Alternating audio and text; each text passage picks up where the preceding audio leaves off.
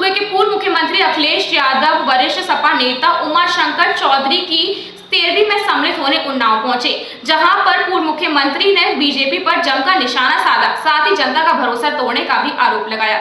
वरिष्ठ सपा नेता उमाशंकर चौधरी के 13वीं संस्कार में उन्नाव पहुंचे पूर्व मुख्यमंत्री अखिलेश यादव ने वर्तमान बीजेपी सरकार पर जमकर निशाना साधा और कहा कि जिन शिक्षा मित्रों की जान गई है उन परिवारों को 50 लाख का मुआवजा दिया जाए। जब हमारी सरकार थी तो बीजेपी आए दिन हम पर आरोप लगाती ही रहती थी कि हम मदद करने में भेदभाव करते हैं। हम पर मुसलमानों की 50 लाख की मदद का आरोप लगाया गया था। अब सरकार आंगनबाड़ी रसोइया सबकी मदद करे। वही अखिलेश यादव ने कहा कि 325 विधानसभा जीतने के बाद भी बीजेपी वाले एक विधानसभा लड़ने की हिम्मत नहीं जुटा पा रहे हैं और हमारे एमएलसी तोड़ रहे हैं। इतनी सीट जीतने के बाद भी ये लोग जनता के बीच जाने से क्यों डर रहे हैं? हम जानना चाहते हैं कि इन लोगों को डर किस बात का है।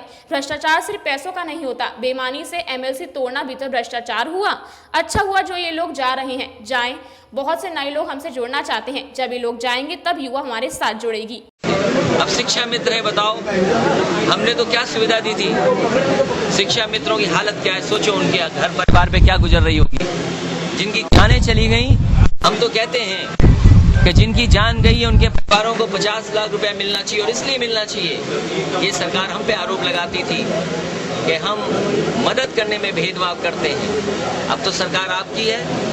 जो भेदभाव आपको दिखाई देता था 50 लाख का, अब इनके जो शिक्षा मित्र की जान गई है उनके परिवारों को 50 लाख देना चाहिए, क्योंकि ये हम पे उंगली उठाते थे कि मुसलमानों को ये 50 लाख रुपए देते हैं। हम तो कहते हैं शिक्षा मित्र को जिनकी जान गई है उन्हें 50 लाख रुपए की मदद करें और सरकार ने खुद स्वीकार किया है कि ये गोल्डन पीरियड है, तो शिक्षा मित्रों की मदद हो, आंगनवाड़ियों की मदद हो, आशा कार्यकर्ताओं की मदद हो, रसोइये वाले भी ना छूट जाए उनकी मदद हो, चौकीदार वालों की भी मदद हो।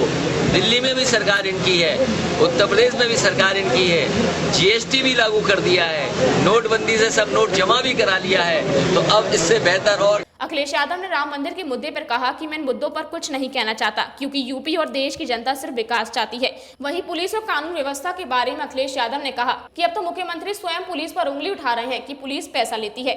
हम तो यदुवंशी हैं, तो हम पर तो दो लोगों का आशीर्वाद है, भगवान राम और भगवान कृष्ण का।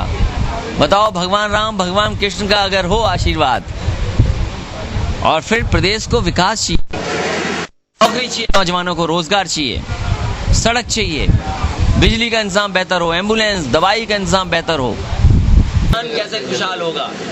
मैं इन बातों को इसलिए नहीं कहना चाहता हूँ क्योंकि उत्तर प्रदेश और देश की जनता विकास चाहती है, खुशहाली चाहती है। सहारनपुर को लेकर पुलिस पर एक बड़ा प्रश्न चिन्ह लग चुका है। इसके लिए बीजेपी ही पूरी तरह से जिम्मेदार है। अखिलेश यादव ने कहा कि यह वही बीजेपी है जिसने कहा था 100 दिन विश्वास के, लेकिन अब इन लोगों ने बजट भी तोड़ा और जनता का भरोसा भी। अब मुख्यमंत्री खुद स्वीकार कर रहे हैं कि पुलिस पैसा ले रही है। 100 नंबर पे उन्हें उंगली उठाई, तो जब पुलिस पे उंगली उठ रही है तो जिम्मेदार कौन है? सरकार किसकी है? नहीं, 100 नंबर मैं ये कहता हूँ वो सरकार नहीं, लोगों के लिए थी।